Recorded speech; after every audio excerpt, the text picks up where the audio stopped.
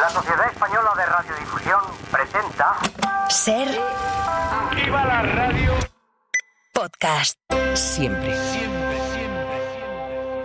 El meu nom és Enric Marco Batlle, vaig néixer el 14 d'abril de 1921.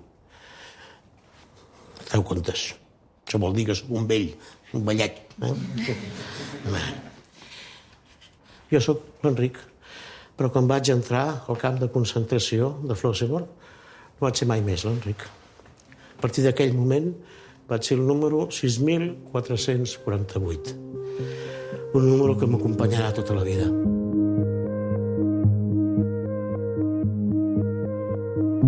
Estamos encantados de saludar en el cine en la SER a Eduard Fernández, protagonista de Marco, la película de Aitor Arregui y Jon Garaño. ¿Qué tal, Eduard? ¿Cómo estás? ¿Qué tal? Pues muy bien. Bueno, estuvimos contigo en Venecia, sí. En ese hotel de muerte en Venecia. Wow. Que fue ahí como un momento medio místico, cinéfilo total.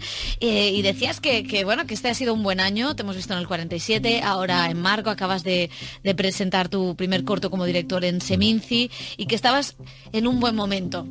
¿Cómo es este momento? ¿Cómo estás viviendo este año? Vamos a empezar por este momento positivo en un momento... Total, sí. O sea, que no hoy es cuesta. Tan positivo. Hoy cuesta. Hoy las noticias y tal y dices, wow, qué duro, ¿no? Estoy en muy buen momento, sí, muy buen momento yo personal, profesional muy bueno, y lo llevo con mucha alegría y mucha tranquilidad, que es lo que está guay, sin venirme muy arriba y nada abajo, sin duda alguna. Por supuesto. Y una de las cosas que nos decías en ese momento era que te había pillado también en una buena época para componer con verdad este personaje, para acercarte a este personaje. ¿Por qué te ha venido bien el personaje de Enric Marco desde la creación? No, porque cuando uno está más mayor, cuando ya has vivido más, has hecho muchas series, muchas películas y tal, vas aprendiendo. A mí me gusta mucho mi oficio, y con el tiempo puedo ir quitándome yo un poco más de por medio y dejando al personaje delante ahí. Había no sé por qué me viene a la memoria, había un cantante y ¿cómo se llama? El que dice poemas, Louis de Montlló, claro. Decía poemas. Alcoyà, y decía poemas como nadie. Él se ponía detrás, él estaba detrás de las palabras. Como actor yo creo que está bien hacer eso, ponerte detrás del personaje y poner el títere delante que tiene tu cara, ¿no? O la cara del personaje. ¿Discurso? Esbozo. Un poquito solemne de más, ¿no? Un poquito teatrero. ¿Qué quieres decir? Pues que tiendes a adornar un poquito las historias, ¿no? Está bien, ¿no? El cine en la SER con Pepa Blanes. Y eso requiere, porque te hemos oído muchas veces contar, ¿no? Que te pasaste engordando para este personaje, te vimos en la serie de Ales de la Iglesia, Mazao, eres un actor un poco ese estilo Bardem también, ¿no? De a por todas. Disciplinado. Es que me lo paso bien, y luego cuando veo el resultado, cuando engordé para Marco, decir, claro, la pinta para ir por la calle y mi chica, digo, esta me va a dejar, que era una opción, ¿no? No me dejó, qué maja. Dijo, volverá. Sí, y volverá. Pero pasa que cuando me veía en la pantalla digo, hostia, ha merecido la pena, está muy bien. Tengo otra cara, tengo otro cuerpo, otra manera de moverme, además de los kilos. Eso me facilitaba el tener que actuar menos, que fuera más verdad, en la dificultad física de viejo, ¿no? Realmente. Y la observación, porque no sé si tú eres, dicen muchos actores, ¿no? Que observan en la calle, que miran, que ven los gestos. No sé si tú también eres el espía Eduard Fernández. Sí, pero por de natural. O sea, eso me gusta hacerlo. Si no fuera actor, haría lo mismo. Me serviría menos, pero haría lo mismo. Con mi madre lo hacíamos mucho. Nos sentábamos en un café, en un bar, en Sitges, en una terracita en verano. Mira, esos dos no se llevan muy bien. Digo, no, mira, ha hecho un gesto, era ella. Y esa mujer, esa qué problemas tiene, porque no se va así encorvada. Había de todo. A mí me gusta mucho espiar, ver, y Enric Marco tenía mucho material sobre él. Y había una de las cosas, además de la composición física, que en su expresión, que él movía mucho la boca. Y pensaba, hostia, ¿cómo habla? ¿Cómo se expresa? Los ojos poco y las cejas poco, que yo las muevo mucho más, y mucho de boca. Entonces practiqué mucho eso para no irme a mí, ir más a él, ¿no? Y de hecho, un charlatán que esté casi toda la tensión y todo en la boca, que además levantaba un poco aquí de vez en cuando, que lo hago en la película, de entrada es muy divertido. Y es un trabajo que a uno le gusta y cuanto más... soy perfeccionista, soy un poco obsesivo y me lo paso muy bien. Y en este estudio... Y me pagan. Eso es importantísimo. Eso es la hostia. Que paguen los Moriarty, a ver si nos vamos a tener que enfadar. Y en este estudio tan profundo, tan hondo que has hecho del personaje, había mucho material, como te hemos escuchado decir, ¿no? Para estudiarlo en profundidad, pero no sé si te ha servido también la distancia de que como Enric Marco obviamente no vive, no conocerlo, porque tú habías hecho personajes inspirados o basados en personas que viven y que has tenido contacto, sí. Y ahí, ¿cómo es esa diferencia también de un estudio profundo pero con esa distancia que no... No sé, yo tenía claro que sí, es verdad que es distinto. Yo creo que como actor siempre tienes que trabajar mucho, mirar mucho, imitar mucho en caso de que tengas que imitar, para luego ser muy libre en plano, para no estar sujeto a eso y para no ser un poco una caricatura. Pero hay que intentar hacer la caricatura luego y superarla, porque esté muy lleno el vaso de vida, de experiencia, de vacío, de lo que tenga que estar, ¿no? Y a mí sí me dio la sensación de ese vacío interior. Luego hay un momento en el trabajo de actor que te tienes que tirar a la piscina. Y eso requiere un poco de valor, una vez lo tienes. Es difícil de contar, pero hay que tirarse al vacío. Una vez ya dices, tírate, empieza a hablar desde ahí, sin controlar exactamente cómo lo estás haciendo. Has trabajado suficiente para que eso salga, ¿no? Es una sensación bonita, yo creo que esa es la actuación, y una vez tirado al vacío, este hombre que no para de hablar y que tenía la voz más aguda y que iba a charlar y decir las cosas y tal, si te tiras ahí y empiezas a hablar, va saliendo y tienes que confiar en eso, ¿no? Es fuerte eso, porque claro, decías en La Ventana esta semana que el guión de los Moriarty ya tenía mucho, que el trabajo con ellos, pues ese tirarte a la piscina era también una sujeción, pero cómo nosotros nos preguntábamos, ¿y cómo lee los guiones Eduard Fernández? A su casa le llegan los guiones, ¿cómo los lee? ¿Qué mira un actor en esos guiones? ¿Qué ve? Porque claro, nosotros como periodistas estaríamos pensando, qué historión, esto, ¿qué tal? ¿Qué detecta un actor en los guiones? Que el personaje tenga una lógica, que si alguien es muy claro, cuando alguien tiene que mentir, engañar, ¿no?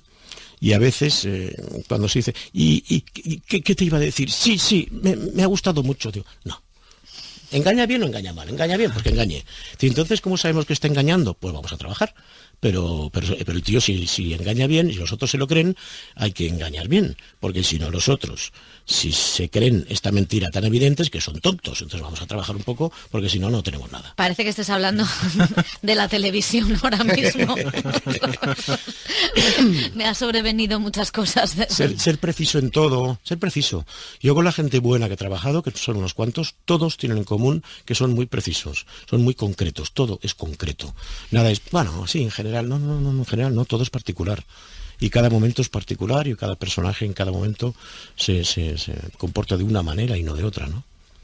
Y como decía Pepa, hilando, la película, que uno de los grandes temas, ¿no?, es el uso de la mentira, la verdad, que es verdad, el relato, qué importa si lo que se cuenta o cómo se cuenta. Claro, llegan unos días que conecta también con una época en la que estamos viendo que los relatos están casi por encima de los hechos en la sociedad española, bueno, y mundial, ¿no?, en el contexto global. ¿Cómo ves esta situación en la que vivimos, donde hecho y relato se están separando? Yo creo que vivimos como a base de titulares, en una infantilización un poco de la gente, y luego a partir del titular se escribe el relato. Y dices, pero a ver, el titular era solo el titular, ¿qué dice la noticia? No me he leído, no sé, aquí pone el titular. Y se empiezan a crear relatos de las cosas, empieza a divulgarse el relato o el bulo, en caso que no sea un bulo también, y la gente empieza a crear una realidad paralela que no ha existido nunca. Eso yo soy... me cuesta creer que eso sea por casualidad y que sea ingenuo. Yo creo que hay alguien detrás que está pensando en todo esto y vamos a hacerlo así, y esto vamos a mentir por ahí, vamos a difundirlo así, Y Marco, en ese sentido, en este momento estaría encantado de la vida, teniendo tanta difusión, tantas redes y tantos, no sé cómo se llama, yo es que no entro mucho ¿cómo se llama eso? Clickbait. Clickbait. Sí, los titulares estos con gancho para pinchar. Pincha. Hay muchos. Pero es cierto que el personaje era un farsante, era muchas cosas, mintió, pero es verdad que casi se ha quedado en una abuelita con lo que estamos viendo, ¿no? Con la cantidad de bulos, porque sí que hay una cosa curiosa de ese personaje que plantea, que tú lo decías en Venecia, él nos enriqueció, ¿por qué lo hizo? ¿Qué ego tenía? ¿Qué situación personal tenía? O sea, la película lo que sí hace, sin blanquearlo, como decían los directores, sí que es indagar en por qué una persona se inventa una vida así, ¿no? Se crea esa vida paralela. Claro, es que yo no puedo evitar, yo soy actor. Entonces yo me dedico a la humanidad, básicamente, a las relaciones de la gente y a la humanidad. Y entonces si yo ver a un ser así, que no para de hacer mucha fuerza y de respirar así, de estar hablando todo el rato para decir, quiéreme, que créeme, yo estuve ahí, yo fui una víctima, imagínate yo delgadito ahí, que no tenía que comer. Alguien para decir, quiéreme, ¿no? Y además es mentira. Dices, hostia, ¿qué te pasa, Enric? Ven aquí, cállate un rato, te doy un abrazo.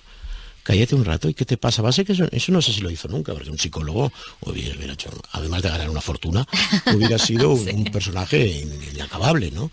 Y me da una cierta, a nivel humano, ternura, dentro de todo el daño que hizo Enric Marco, que suplantó a un hombre, ¿no? Enric Moller, que no está y que no se sabe de él, y ha hecho mucho daño a mucha gente, muchos familiares y supervivientes de campos de concentración, ¿no? Pero como personaje, para un actor es inacabable, es maravilloso, un mentiroso así. Un mentiroso que decía la verdad inventada, que contaba todo lo que ocurrió realmente, hay que decirlo, con un poco de sobreactuación. Entonces mi reto también era... No era tan buen actor. Mi reto también era sobreactuar el personaje, pero yo no sobreactuarlo, ¿no?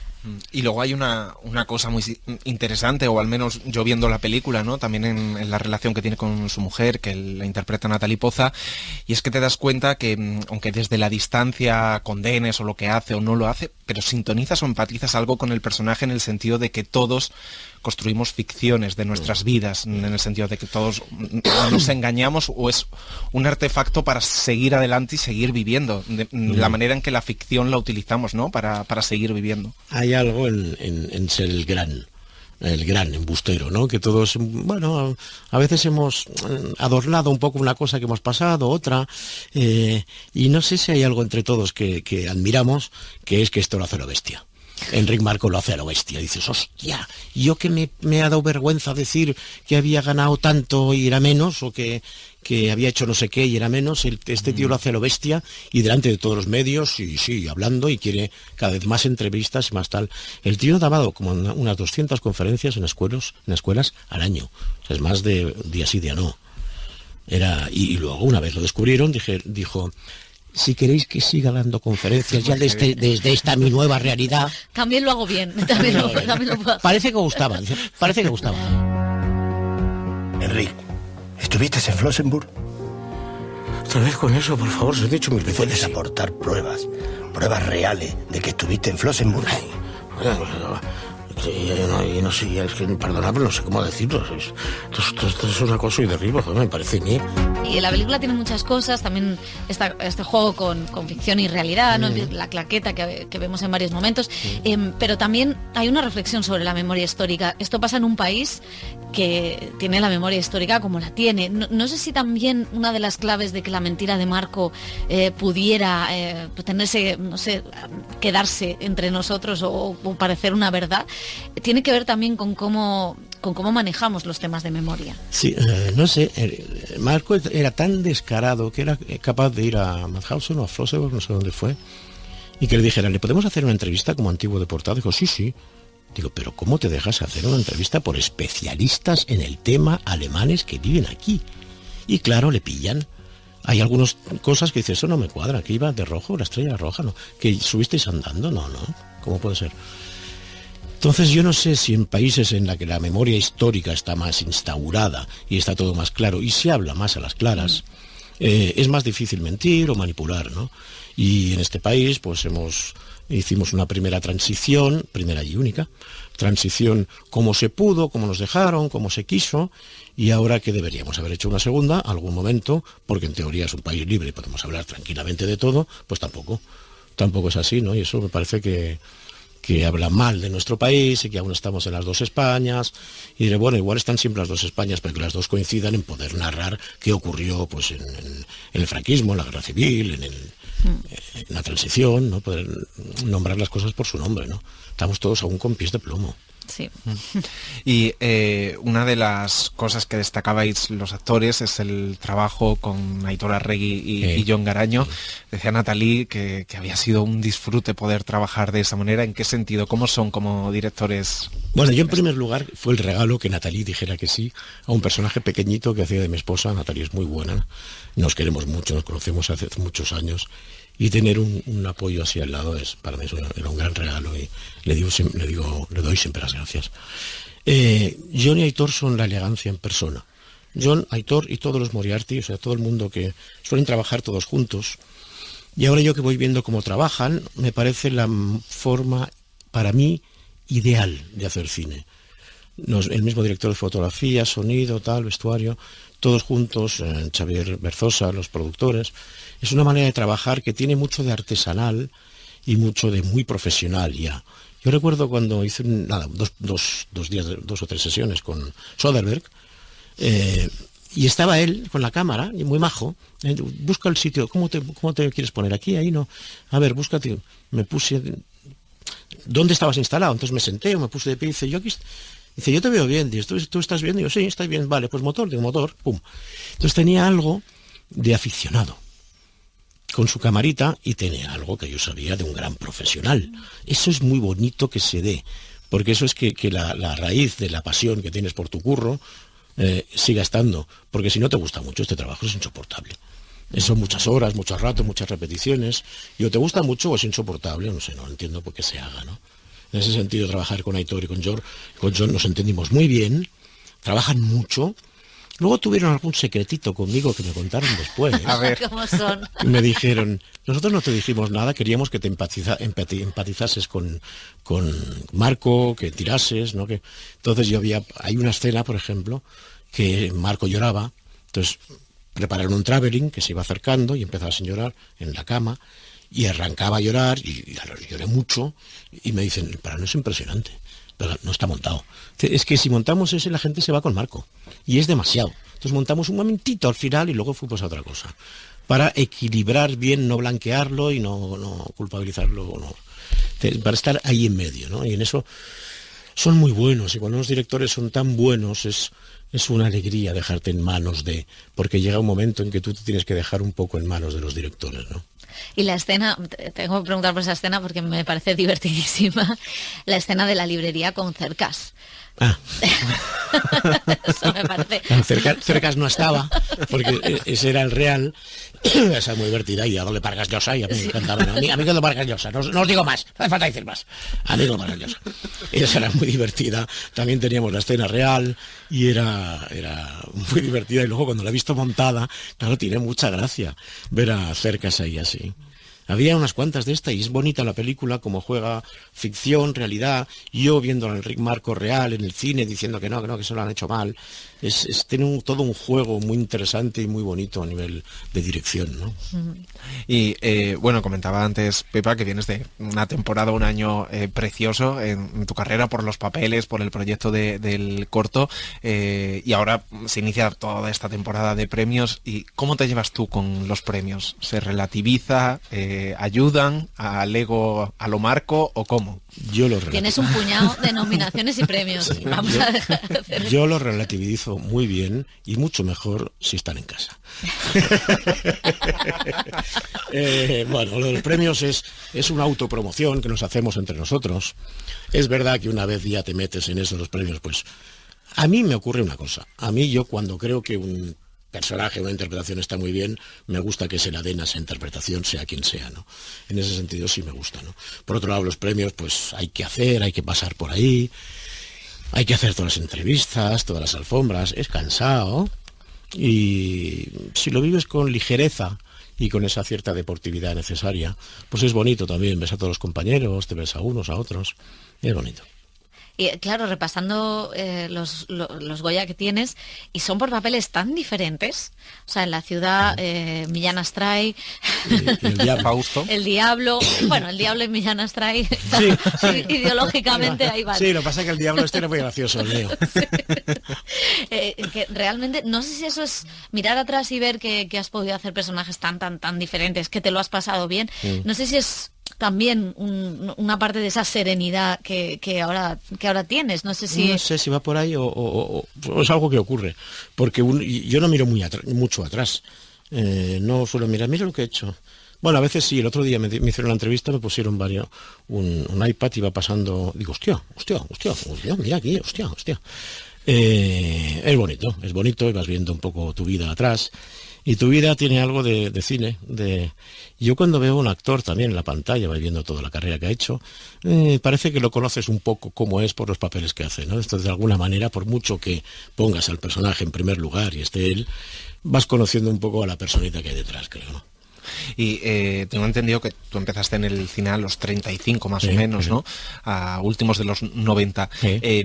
¿Cómo crees que también tu formación teatral y todo el bagaje que tenías de antes te ayudó? Ahora que cada vez a lo mejor los actores empiezan antes en series sin un bagaje o sin una formación teatral. La verdad es que no lo sé mucho porque nunca había estudiado demasiado.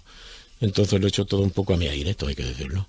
He tenido la suerte que ha gustado lo que yo he hecho a mi aire, como yo quería o podía. Yo iba al teatro de joven y a mí no me gustaba mucho. Yo me encontraba un poco aburrido muchas veces y lo hacían un poco raro. Entonces yo digo, oye, me gustaría probar a hacer eso de otra manera, a ver qué tal. Luego al final igual acabas haciendo lo parecido, con los años, no sé. Pero me gustaba hacer las cosas a mi manera y así las he hecho. Y bueno, tenía un recorrido teatral, es verdad. Te acostumbras a ciertas cosas, luego tienes que acostumbrarte a lo que es el cine, a lo que es llegar a un plató, 3 horas antes de empezar a rodar, yo no lo sabía, ya llegaba con la energía y el personaje arriba de todo. Suerte que era joven y podía soportar tanto agotamiento, ¿no? Pero ha sido bonito todo el proceso. Oye, y decíamos lo del cortometraje como director, también hiciste ese monólogo teatral sobre tu madre.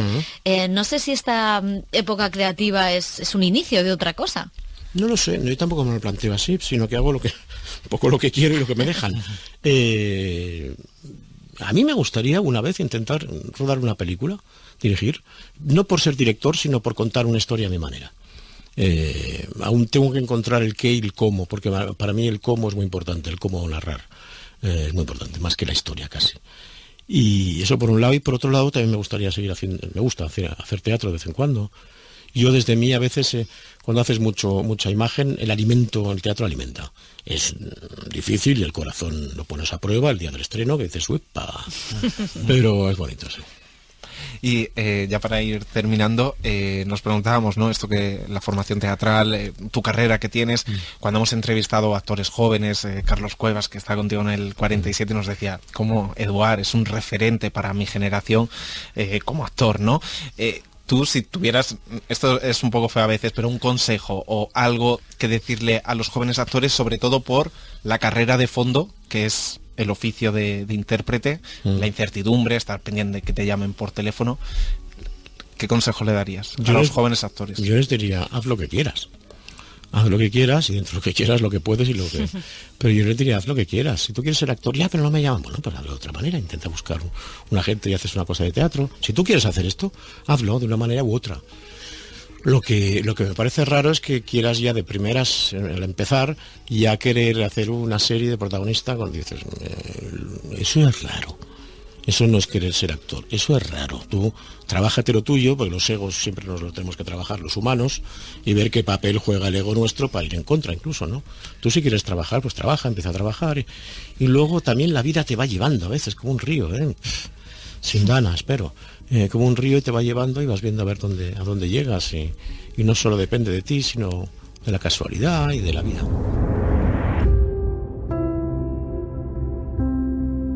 Hemos mandado tu fotocopia de registro al campo de Flossenburg. Sí, les hemos preguntado si tal y como indica esa fotocopia, el número de preso 6448 corresponde a Enric Marco. Estamos esperando respuesta. Nos lo van a poder confirmar, Enric. Pues Eduard Fernández, iba a decir Enric Marco, yo también estoy aquí. Muchísimas gracias, ha sido un placer y que vaya muy bien esta temporada. Muchas gracias a vosotros. El cine en la SER con Pepa Blanes.